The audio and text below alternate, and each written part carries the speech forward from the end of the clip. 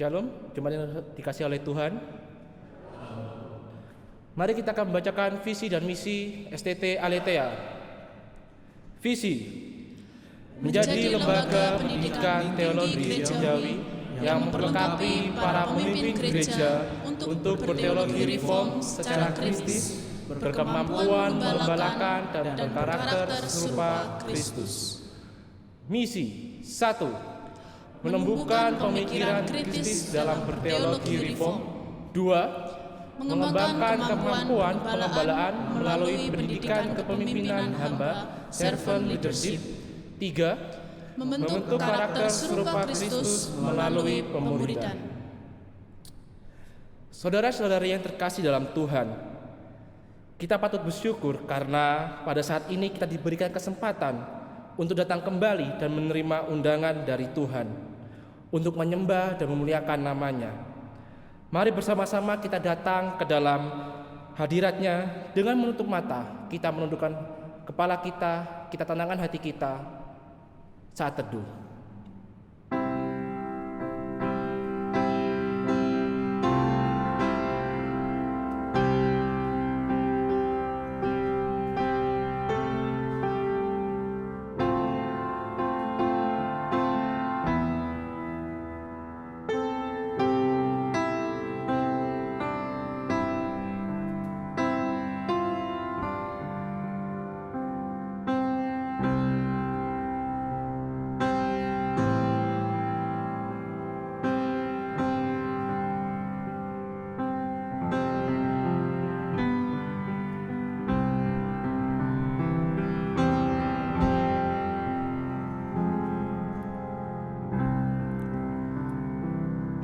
Pertolongan kita adalah dalam nama Tuhan yang menjadikan langit dan bumi dan segala isinya, dan yang tidak pernah meninggalkan hasil perbuatan tangannya atas kita.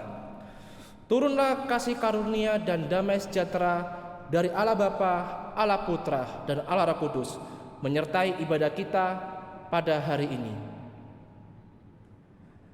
Saudara-saudara yang terkasih dalam Tuhan, pasti setiap kita pasti mempunyai masalah, persoalan. Mungkin teman-teman yang sedang menghadapi Yunani, Ibrani, atau mungkin teman-teman tingkat akhir yang sedang persiapan proposal skripsi, atau mungkin Bapak Ibu yang ada dalam via Zoom yang sedang menghadapi persoalan. Tapi percayalah bahwa kita mempunyai Tuhan yang besar. Bahkan dalam kitab Ulangan dikatakan, sebab Tuhan, Dia sendiri akan berjalan di depanmu. Dia sendiri akan menyertai engkau. Dia tidak akan membiarkan engkau dan tidak akan meninggalkan engkau. Janganlah takut dan janganlah patah hati. Mari kita memberikan senyum kita pada teman di kiri di kanan kita, dan sambil mengatakan bahwa kita punya Tuhan yang besar. Mari kita mengangkat pujian Tuhan yang besar.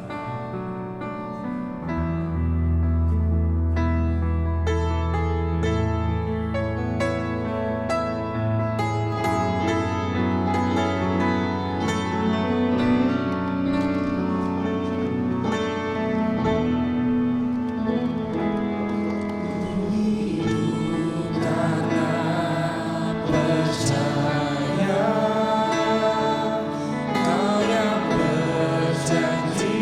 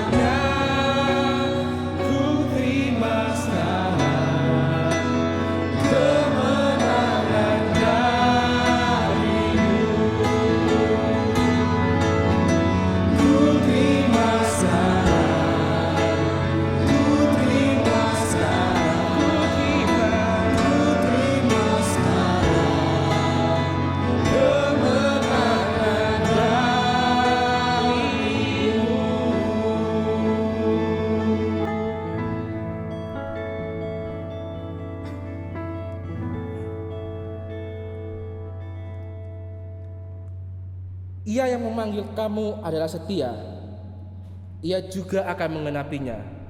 1 Tesalonika pasal 5 ayatnya yang ke-24. Jemaat silakan duduk. Saudara-saudara yang terkasih dalam Tuhan, saya dan Anda selama dalam hidup di dunia yang fana ini pasti seringkali jatuh dalam dosa.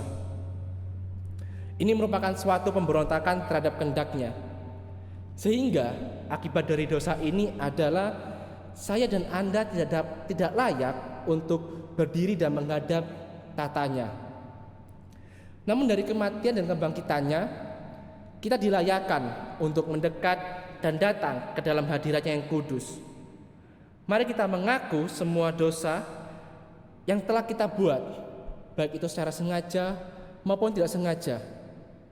Karena kita percaya bahwa tidak ada yang tersembunyi di hadapan Allah. Mari kita menyanyikan lagu Tetap Setia.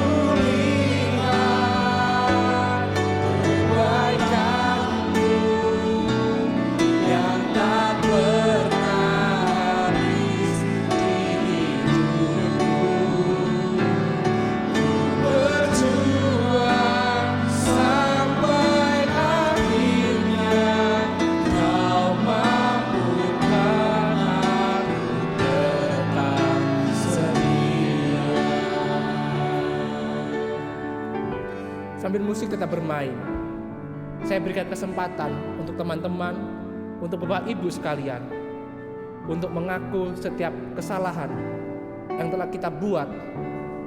Kita datang ke hadiratnya, kita datang sebagai manusia yang penuh dengan celah, yang cacat, yang tidak layak untuk datang ke hadiratnya. Saya berikan waktu untuk saudara sekalian.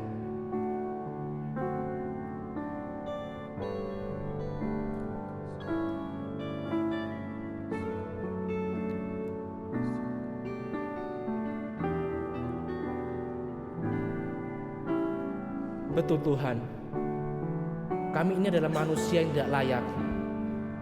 Kami adalah manusia yang penuh dengan dosa.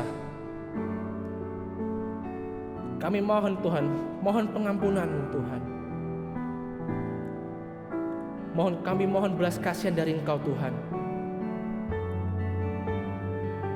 Selama kami hidup, mungkin kami sering membuat Engkau kecewa Tuhan. Mungkin kami sering melakukan kesalahan terhadap sesama kami, saudara kami, orang tua kami, ataupun teman kami Tuhan.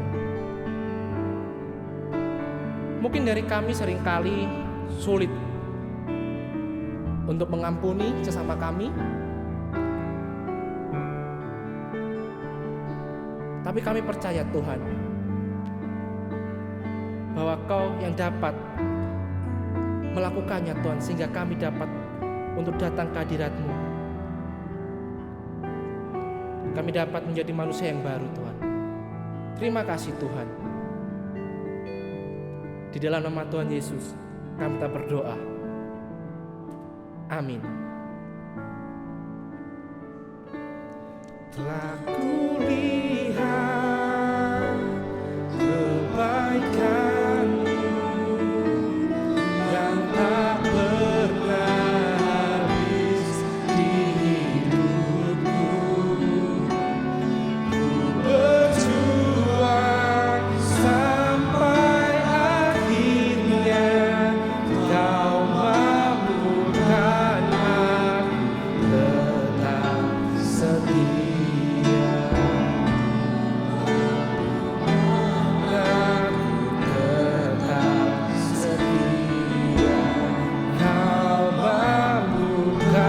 aku tetap setia.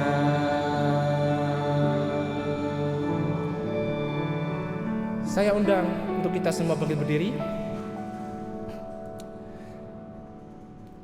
Kita akan bersama-sama membacakan berita anugerah yang terambil dari Efesus pasal yang keempat, ayat yang ke-17, lalu disambung dari ayat yang ke-23 hingga ayatnya yang ke-24.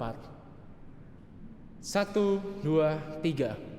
Sebab itu kukatakan dan kuteguhkan ini kepadamu di dalam Tuhan, janganlah hidup lagi sama seperti orang-orang yang tidak mengenal Allah dengan pikirannya yang sia-sia, supaya kamu di dalam pikiranmu dan mengenakan manusia yang baru, yang telah diciptakan menurut kehendak Allah di dalam kebenaran dan kekudusan yang sesungguhnya. Bersama-sama dengan semua orang percaya sepanjang abad dan segala tempat, kita meningkatkan pengakuan iman kita yang berbunyi, Aku percaya kepada Allah, Bapa yang Maha Kuasa, Khalik langit dan bumi, dan kepada Yesus Kristus, Anaknya yang tunggal Tuhan kita, yang dikandung dari Roh Kudus, lahir dari anak darah Maria, yang menderita sengsara di bawah pemerintahan Pontius Pilatus, disalibkan, mati dan dikuburkan, turun ke dalam kerajaan maut. Pada hari yang ketiga, bangkit pula dari antara orang mati, naik ke sorga, duduk di sebelah kanan Allah, Bapa yang Maha Kuasa. Dan dari sana Ia akan datang untuk menghakimi orang yang hidup dan yang mati. Aku percaya kepada Roh Kudus, gereja yang kudus dan am, persekutuan orang kudus, pengampunan dosa, kebangkitan tubuh, dan hidup yang kekal. Amin. Jemaat silakan duduk. Kita akan masuk dalam doa syafaat. Yang pertama, kita berdoa demi bangsa dan negara kita. Kiranya Tuhan selalu menjaga dan melindungi bangsa kita dari hal-hal yang negatif. Dan kita juga berdoa untuk pemerintah beserta jajarannya dalam menjalankan setiap tugas-tugas mereka. Doa yang pertama ini akan didoakan oleh saudara Wisma. Kemudian doa syafaat yang kedua, kita berdoa juga bagi setiap keluarga besar STT Aletheia. Kiranya Tuhan selalu memberikan kita kesehatan dan selalu melindungi setiap kita. Terutama kita juga berdoa bagi kakak tingkat kita yang sedang menjalankan praktek 1 tahun. Ini akan didoakan oleh saudari Emma. Mari kita berdoa. Tuhan di surga, kami bersyukur kami boleh ada di Indonesia yang Tuhan izinkan penuh dengan keberagaman suku bangsa. Terima kasih ya Bapa, pada pagi hari ini kami rindu berdoa secara khusus untuk pemerintahan kami, dari atas hingga bawah seluruhnya kami percayakan dalam tangan kuasa kasih Tuhan. Ya Bapa, pada pagi hari ini kami rindu berdoa, menyerahkan secara khusus untuk penegakan hukum yang ada di Indonesia, kiranya boleh terbuka seluas-luasnya dan Tuhan melalui para hakim yang memutuskan sesuatu hal di kasus-kasus tertentu, kiranya Tuhan boleh memakai mereka, boleh menghakimi dan dengan keadilan yang sebaik-baiknya. Ya Tuhan, kami juga berdoa untuk bangsa kami, menyerahkan supaya tidak ada problema-problema yang terjadi di Indonesia. Tuhan, kami rindu kedamaian, kami rindu kasih Tuhan melengkapi setiap kami di Indonesia ini. Kami juga berdoa banyak terjadi bencana alam ya Tuhan. Kiranya Tuhan boleh menolong memberkati setiap kami mungkin yang terdampak dalam adanya bencana alam di mana-mana di Indonesia ini. Kiranya Tuhan juga memakai pemerintah untuk sigap dalam mengatasi segala macam bencana yang ada.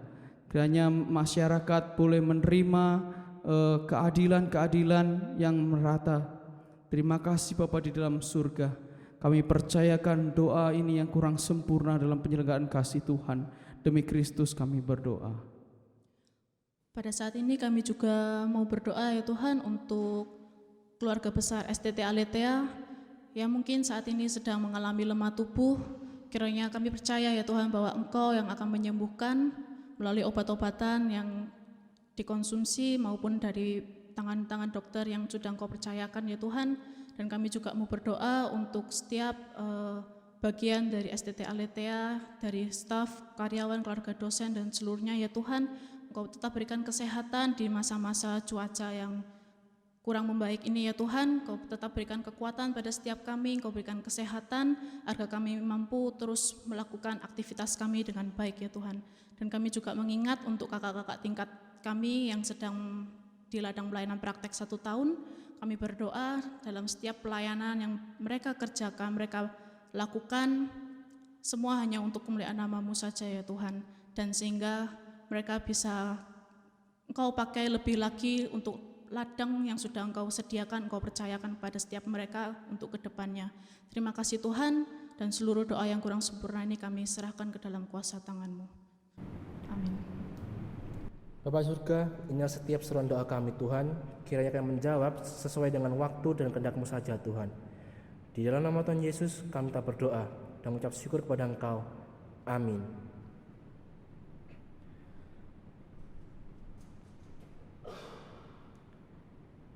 Saudari-saudara yang dikasihi dalam Tuhan, pasti kita pernah mengalami yang namanya pertikaian, atau mungkin tidak cocok dengan sesama kita, sehingga itu yang mengakibatkan kita dengan sesama kita menjadi rusak, sehingga kita juga sulit untuk mengampuni mereka yang bersalah kepada kita. Mungkin sebagian orang akan berkata, udahlah ampunin aja, apa sih susahnya mengampuni? Kata mengampuni mudah untuk diucapkan, tapi susah untuk dilakukan. Sebelum kita mendengarkan khotbah yang akan disampaikan oleh Evangelis Henry, mari kita menyanyikan pujian mengampuni.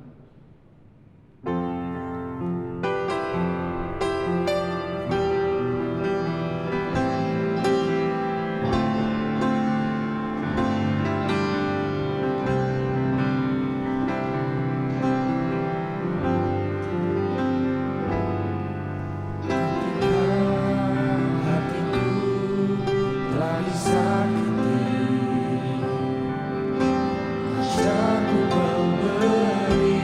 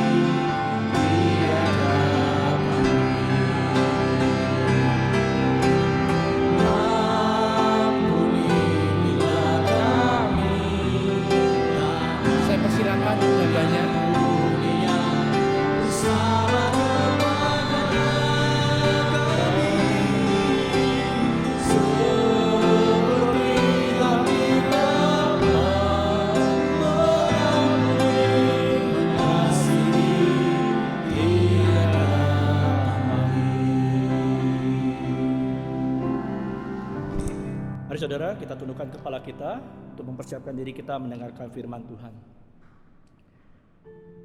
Tuhan, tenangkan hati pikiran kami Bapa, agar sungguh ketika firman-Mu boleh berbicara kepada kami, itulah isi hati Tuhan yang Kau sampaikan kepada kami Tuhan.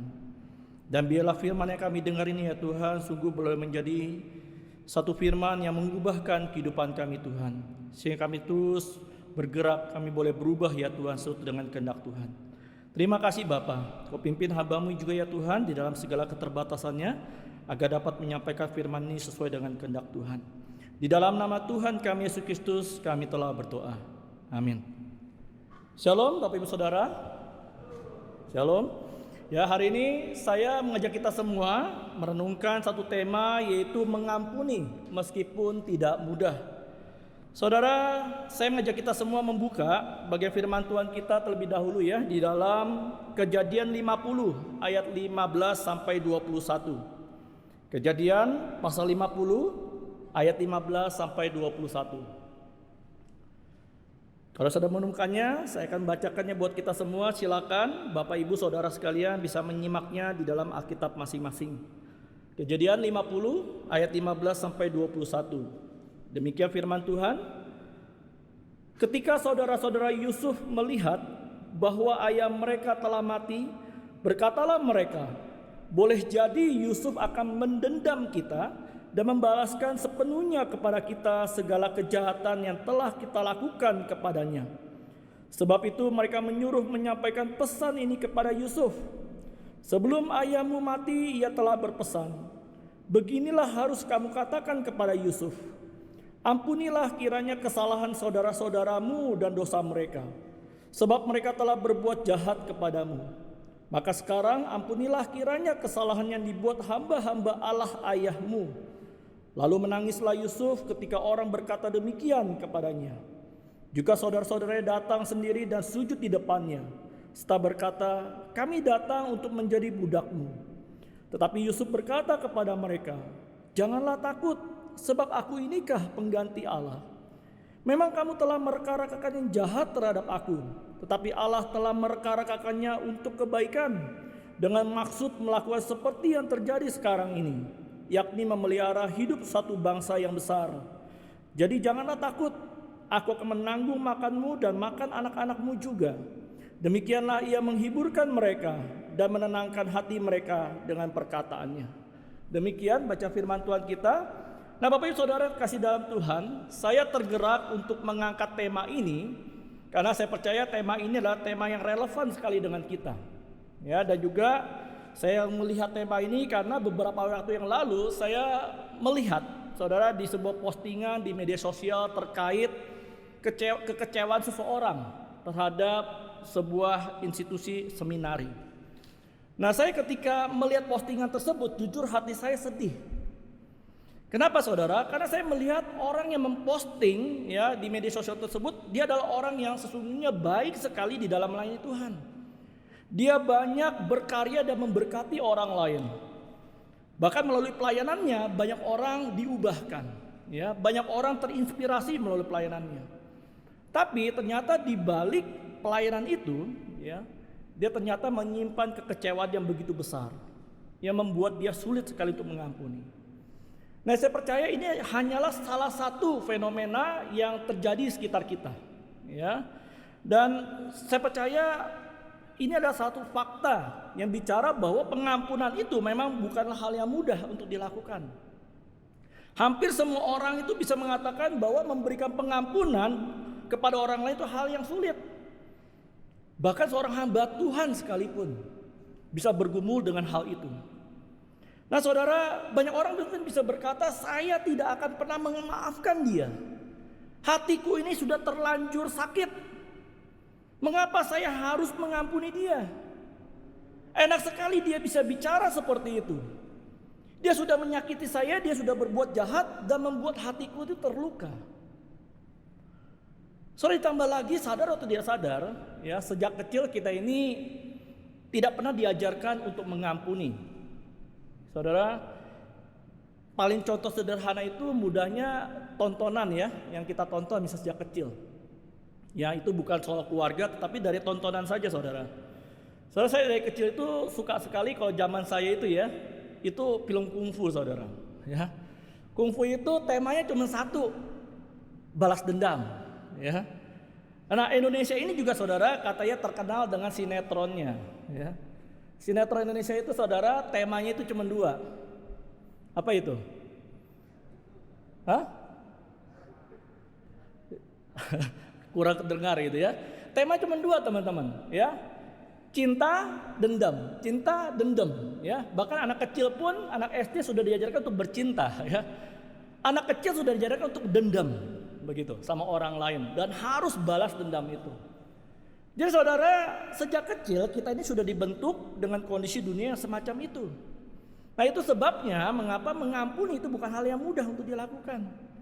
Terlebih lagi apabila orang yang menyakiti kita justru adalah orang-orang yang seharusnya dia tahu bagaimana mengasihi kita. Orang-orang itu adalah orang-orang yang terdekat dengan kita. Nah itu sebabnya ketika kita membaca bagai firman Tuhan ini yang memperlihatkan kepada kita bagaimana Yusuf memberikan pengampunan kepada saudara-saudaranya, di dalam konteks zaman sekarang itu sesuatu yang sulit dipahami. Mengapa saudara? Karena di zaman sekarang ini banyak orang punya filosofi mata ganti mata, gigi ganti gigi. Betul tidak? Ya, jadi kalau ada orang yang menyakiti hati kita, menghina kita, sebisa mungkin saya harus balas perlakuan mereka. Bahkan kalau perlu sampai mereka kapok.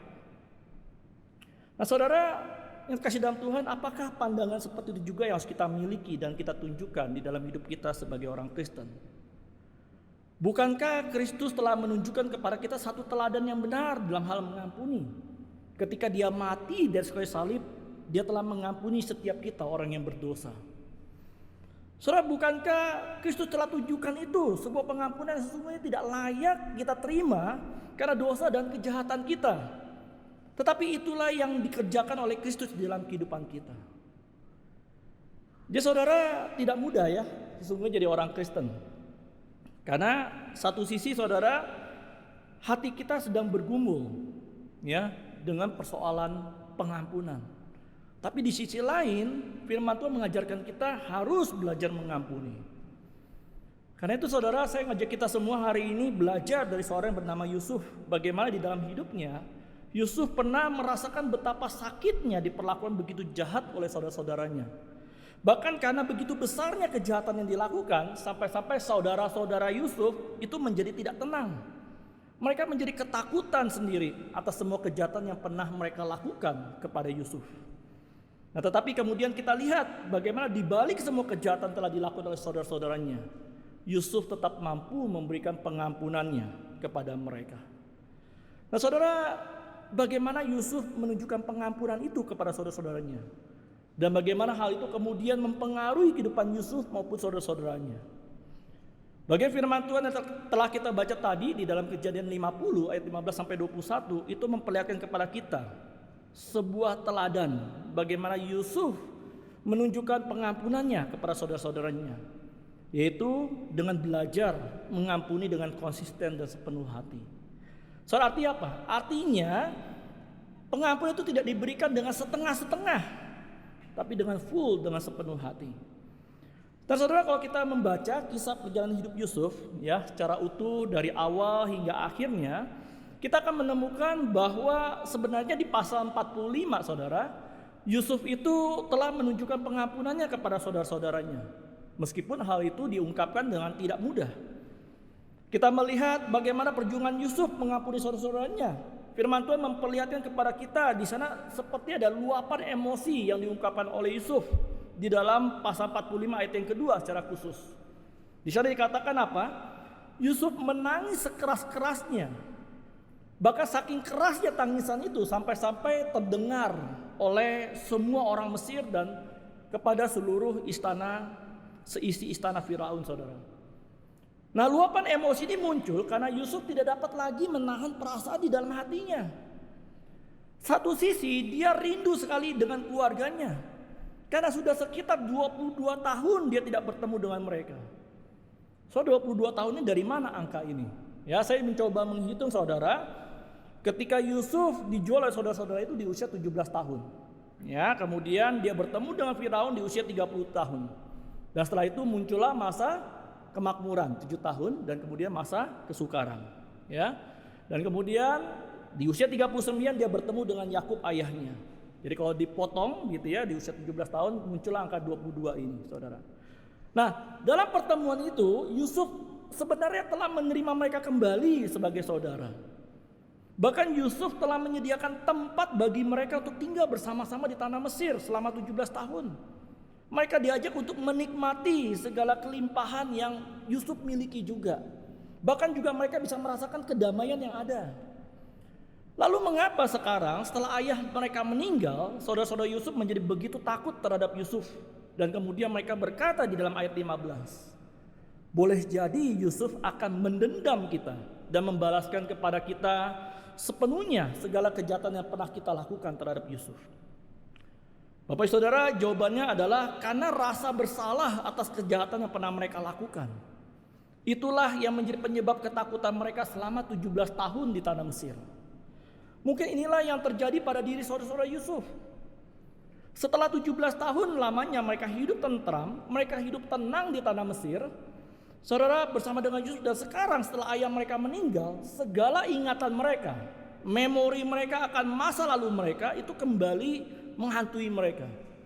Ya, mereka kembali dirasuki rasa bersalah atas perlakuan yang telah mereka lakukan kepada Yusuf. Dan sekarang mereka tidak mampu mengerti secara akal sehat ketika mereka dulu begitu membenci Yusuf. Dan sekarang mereka tidak dapat percaya bahwa Yusuf sama sekali tidak menaruh dendam terhadap mereka. Saudara-saudara, Yusuf mungkin berpikir bahwa selama ini mereka hidup tentram, mereka hidup nyaman. Dan Yusuf pun menunjukkan kebaikannya kepada mereka itu hanyalah sebuah kepura-puraan belaka. Ya, Yusuf hanya lagi pakai topeng nih. Terbayang dalam benak pikiran mereka bahwa Yusuf selama ini hanya sedang menunggu waktu yang tepat untuk membalaskan dendamnya. Dan sekarang setelah ayah mereka meninggal, itulah waktu yang tepat bagi Yusuf untuk melampiaskan semua dendam yang telah dipendamnya selama ini. Nah, Bapak Ibu Saudara yang kasih dalam Tuhan, apabila kita mencoba menempatkan diri kita ya di dalam posisi saudara-saudara Yusuf, maka mungkin kita akan turut merasakan apa yang dialami oleh saudara-saudaranya Yusuf. Ya, tidak mudah saudara juga. Tidak tenangnya hidup di dalam bayang-bayang masa lalu. Apapun yang kita lakukan untuk mengalihkan segala pikiran kita, kenangan kita di masa lalu, itu sepertinya ya kenangan itu selalu muncul di dalam benak pikiran kita. Kenangan itu seakan-akan meneror kita sampai-sampai kita waktu makan misalnya ya kepikiran terus. Mau tidur nggak tenang, ya nggak bisa, karena pikiran itu, bayang-bayang itu ya merasuki pikiran kita. Sehingga akhirnya apa? Seluruh energi kita itu terserap habis hanya untuk memikirkan seluruh kenangan-kenangan buruk itu. Dan akhirnya kita tidak bisa lagi melakukan segala aktivitas kita. Kita kemudian berupaya menemukan jalan keluar untuk permasalahan yang sedang kita hadapi. Makanya gak heran saudara, kalau di dalam pelayanan ketika saya melayani orang-orang lansia, ya saya seringkali menemukan mereka yang sudah lemah, mereka terbaring di rumah sakit atau di rumah mereka begitu ya. Saudara, ketika mereka diajak ngobrol dan ditanya, "Ai, susu, bagaimana? Ya, apakah sudah siap kalau hari ini juga Tuhan memanggil Ai susu?" Saudara, kadang pertanyaan ini kasar ya. Tapi saudara, di dalam pelayanan kita harus mempersiapkan jemaat kita ya di dalam kondisi terburuk seperti itu. Nah saudara, banyak dari mereka kemudian mengatakan belum siap. Ketika dicari tahu lebih dalam, ternyata apa? Ternyata mereka masih menyimpan rasa takut kalau Tuhan itu belum bisa mengampuni mereka.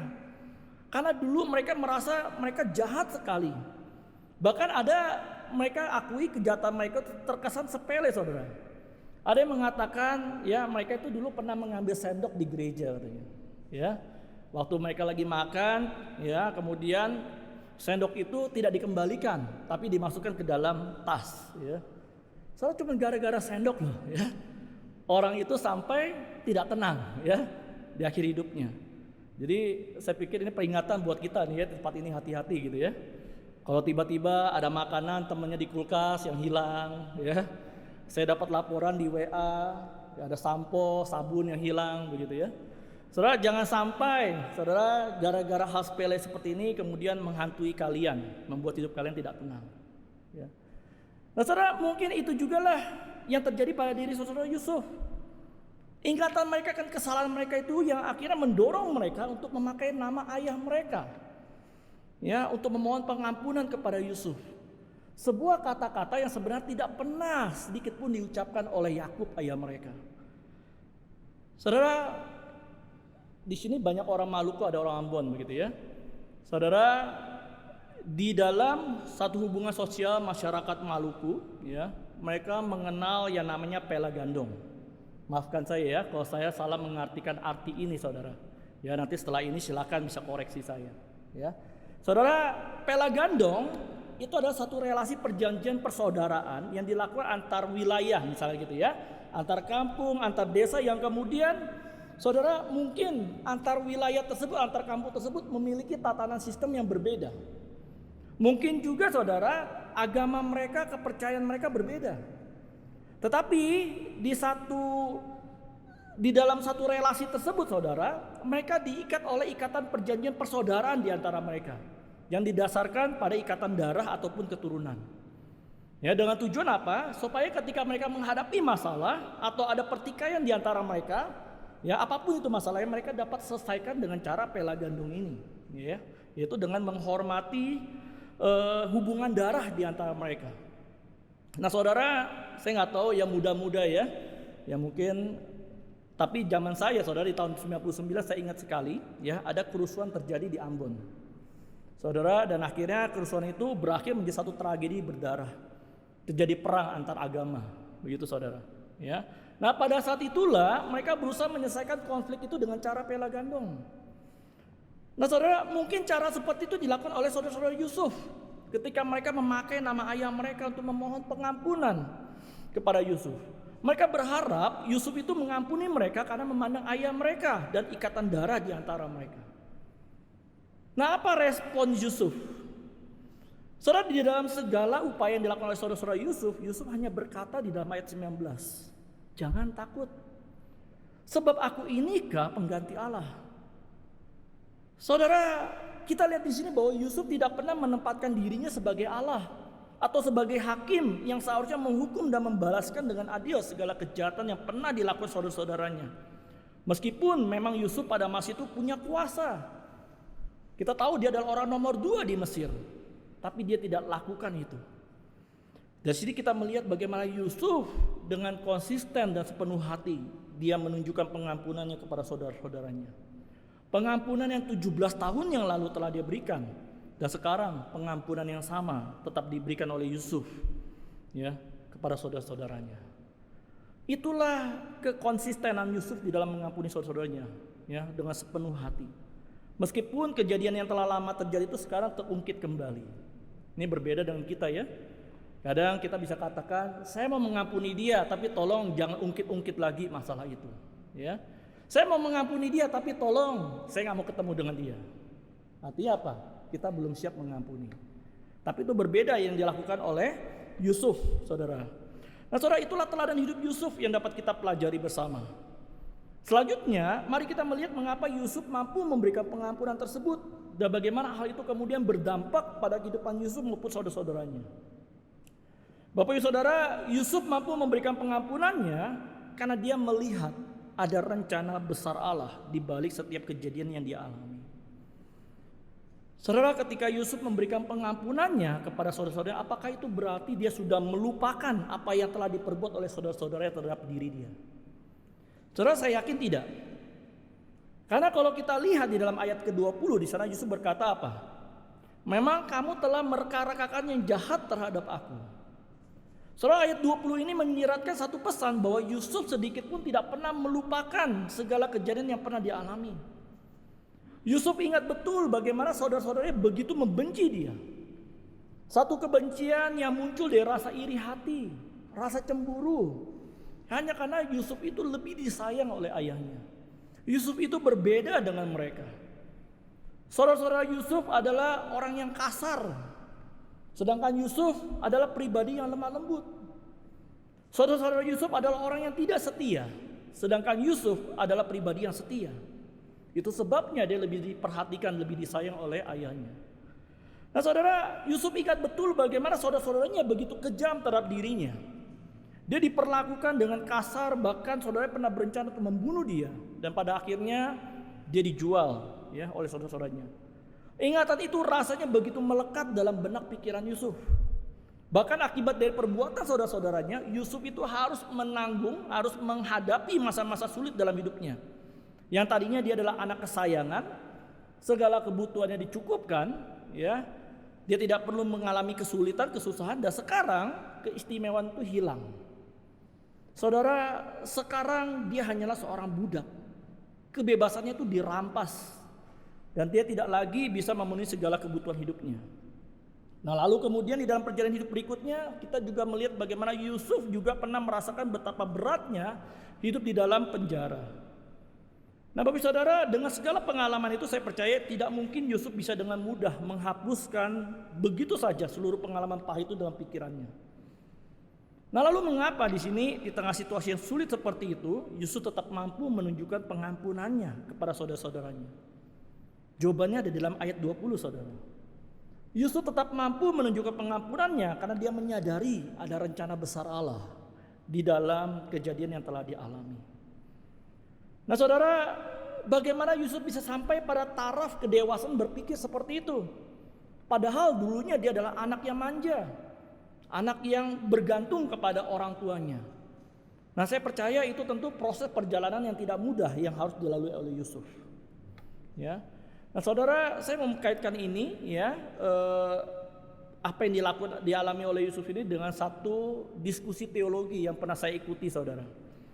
Saudara, saya pada bulan Maret 2021 yang lalu ketika pandemi lagi gencar-gencarnya begitu ya, saya pernah mengikuti sebuah diskusi teologis yang diselenggarakan oleh Fakultas Teologi Universitas Kristen Duta Wacana di Yogyakarta.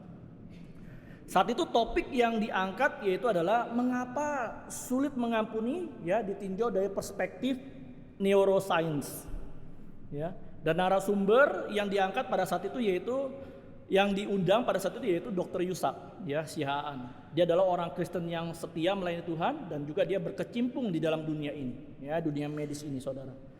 Nah saudara, saya melihat apa yang terjadi pada Yusuf itu sejalan saudara dengan metode yang diterapkan dalam dunia neuroscience yang fokus pada otak dan saraf-saraf, yang kemudian mereka meneliti orang-orang yang memiliki kesulitan di dalam mengampuni orang lain. Nah di dalam diskusi teologi itu dikatakan begini saudara, bahwa fungsi otak itu mempengaruhi di dalam memberikan pengampunan. Nah mengapa bisa seperti itu? Sebab ketika seseorang menyakiti kita, saudara, maka rasa sakit itu, rasa nyeri itu saudara, itu mendorong kita untuk bertindak melakukan sesuatu. Ya akhirnya apa? Saraf di dalam otak kita itu membentuk sebuah tembok begitu, ya, yang bertujuan untuk melindungi kita dari rasa sakit yang lain yang muncul di lainnya hari, gitu saudara. Dan rasa sakit yang sudah kita alami ini akan masuk di dalam memori otak kita dan kemudian memori inilah yang mengatur ya apa yang harus kita lakukan, respon kita terhadap rasa nyeri, rasa marah yang terjadi dalam diri kita. Jadi saudara, statement dari neuroscience ini mengapa kita sulit mengampuni adalah karena kita memiliki memori di dalam otak kita yang mengatur rasa nyeri, rasa malu dan rasa marah itu dan kemudian kita meresponi hal itu. Ya. Nah, saudara, apa yang terjadi dengan orang-orang yang sulit mengampuni? Saudara, ada dua fakta yang dikatakan. Yang pertama yaitu berkaitan dengan mental dan emosional problem itu akan bermasalah. Mereka akan memiliki masalah dalam hal hubungan sehat.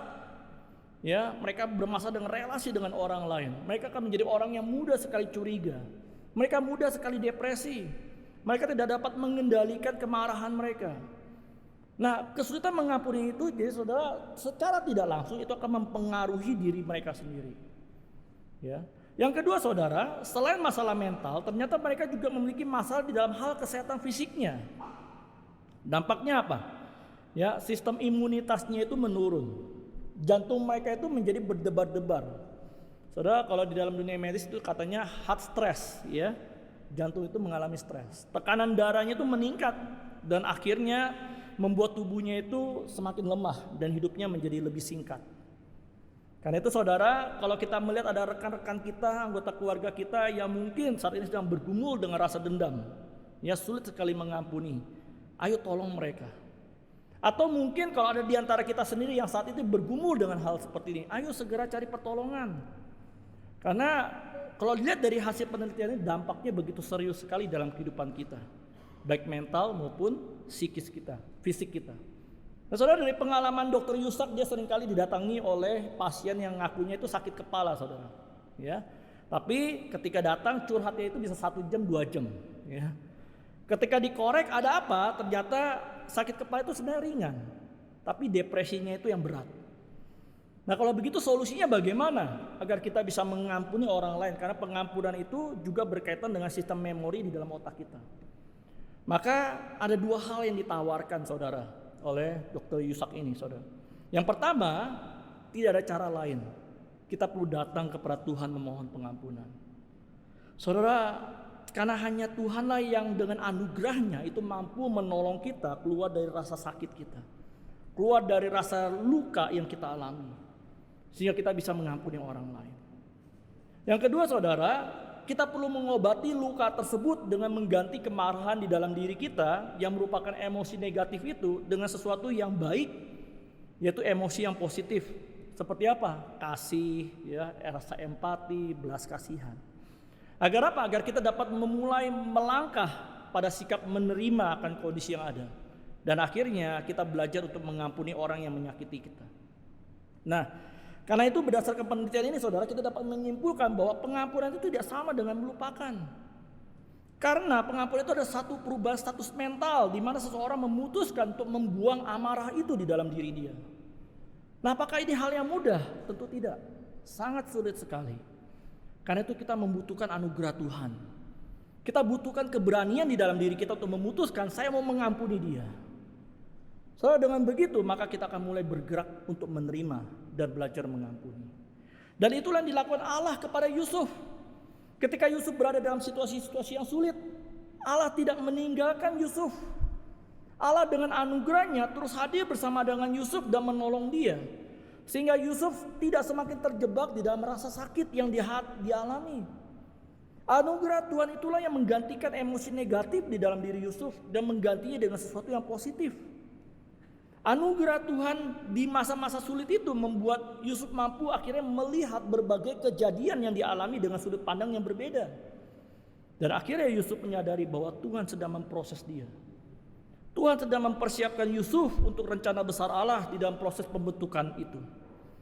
Saudara, dan Yusuf menjadi pribadi yang lebih dewasa, baik secara kerohanian maupun mentalitasnya. Dan kedewasaan itu ditunjukkan oleh Yusuf ketika dia mengatakan kemudian di ayat 20b, Allah telah mereka-rekakannya untuk kebaikan dengan maksud melakukan seperti yang terjadi sekarang ini, yakni memelihara satu bangsa yang besar. Bapak Ibu Saudara, Yusuf melihat segala kesulitan yang dialami sebagai bagian dari rencana Allah yang besar. Dan karena dia sadar bahwa dia adalah bagian dari rencana Allah itu, maka tidak ada lagi alasan bagi Yusuf untuk tidak mengampuni saudara-saudaranya. Jadi Bapak Ibu Saudara, kalau ada di antara kita saat ini yang memiliki pergumulan yang sama, mari selesai dari chapel pagi ini, ya, mari kita selesaikan masalah kita. Mari kita datang kepada Tuhan, kita memohon anugerah pengampunan itu bisa diberikan kepada kita. Kemudian daripada kita sibuk sendiri berusaha untuk melupakan kejadian tersebut, lebih baik kita hadapi dan ambil keputusan, saya mau mengampuni dia. Lalu mulailah ganti segala emosi negatif dalam pikiran kita dengan emosi yang positif. Caranya bagaimana, saudara? Itu sebabnya penting bagi kita untuk baca firman Tuhan. Firman Tuhan itulah yang mengubah hidup kita. Firman Tuhan itulah yang berdialog dengan kita, yang membersihkan diri kita. Ya, karena itu penting bagi kita untuk baca firman Tuhan. Kalau kalian mau nonton silakan, tapi jangan nonton film-film yang justru tentang apa, pembunuhan berantai begitu ya. Film-film yang balas dendam ya, itu malah kita nanti buat satu rencana, saudara. Ya. Dan selanjutnya, saudara, datanglah kepada orang tersebut, siapapun itu, ya. Apakah itu orang tua kita, saudara kita, teman kita, saudara, datanglah kepada mereka dan katakan bahwa saya mau mengampunimu. Meskipun tindakan dan perkataanmu telah menyakiti saya, tetapi anugerah Tuhan yang besar itu telah membebaskan saya dari rasa sakit yang saya alami. Dan sekarang saya mau mengampuni. Saudara, bersediakah kita melakukan hal itu? Kiranya firman Tuhan ini boleh menolong kita semua. Mari kita berdoa. Minta kesediaan Pak Roni untuk berdoa bagi kita semua. Mari kita berdoa. Di dalam masa-masa prapaskah ini ya Tuhan, tuntunlah kami kembali untuk menghayati jalan-jalan derita dan salib yang Engkau jalani, untuk menyatakan kasih-Mu kepada kami, untuk menyatakan anugerah pengampunan-Mu kepada kami. Dan di dalam penghayatan itu tuntunlah kami, untuk kami dapat belajar mengampuni dan mengasihi orang lain. Karena hidup kami terlebih dahulu sudah diampuni dan dikasihi oleh Tuhan. Sabda-Mu yang sudah kami dengar hari ini, biarlah Engkau tancapkan di dalam pikiran hati kami dan jiwa kami. Dan biarlah itu boleh mempengaruhi segenap aksi tindakan kami, segenap tutur kata kami, mempengaruhi cara kami berpikir dan merasa. Sehingga kehidupan kami adalah kehidupan yang sungguh-sungguh kami persembahkan kepadamu. Terpujilah nama-Mu kekal selama-lamanya. Kami berdoa dan bersyukur kepada Allah Bapa di sorga di dalam Yesus Kristus Tuhan dan Juru Selamat kami. Amin.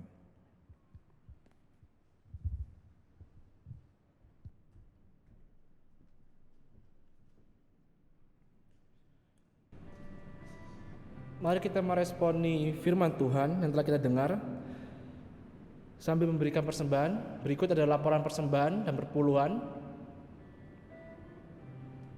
Dan bagi teman-teman atau jemaat yang melalui di via Zoom dapat mengirimkannya melalui barcode yang telah ditayangkan.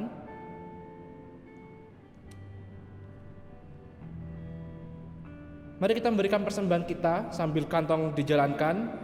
Mari kita menyanyikan pujian mengampuni.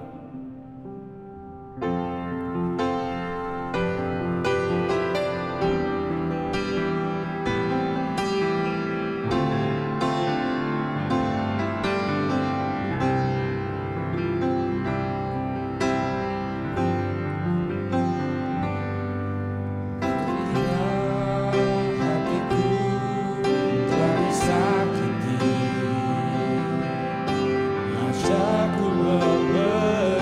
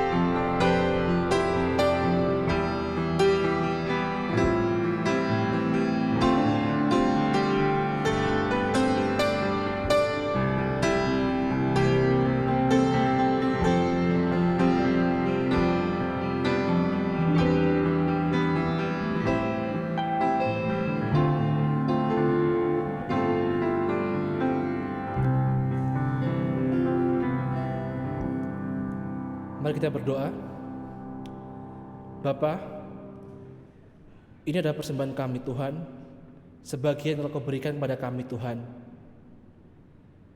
Kiranya Kau berkati Tuhan untuk orang-orang yang mengelola persembahan ini Tuhan, agar dapat menjadi berkat di tempat ini Tuhan.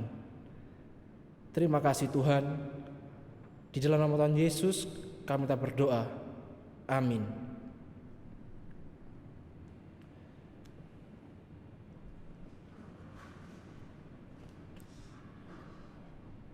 Mari kita mengembalikan segala puji dan hormat kita kepada Allah.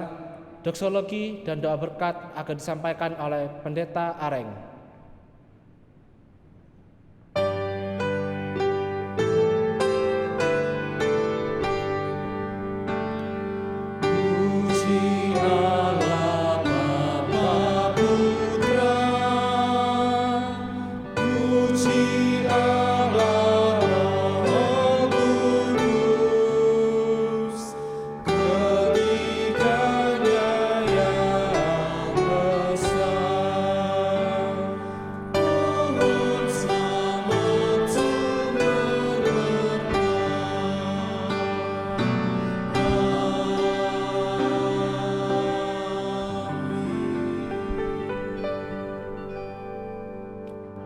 Saudara sekalian, mari kita meninggalkan tempat ini.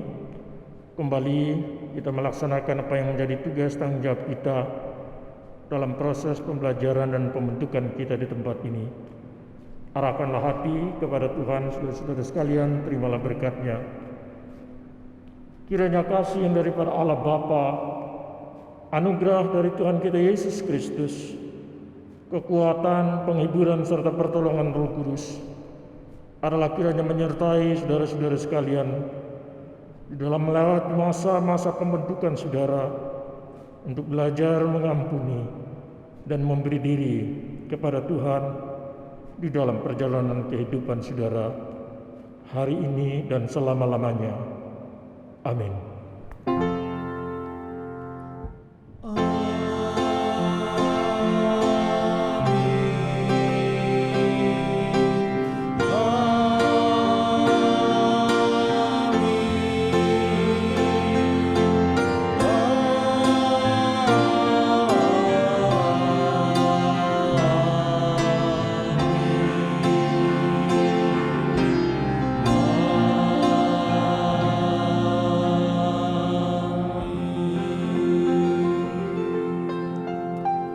Silakan duduk, mengambil waktu teduh. Tuhan Yesus memberkati.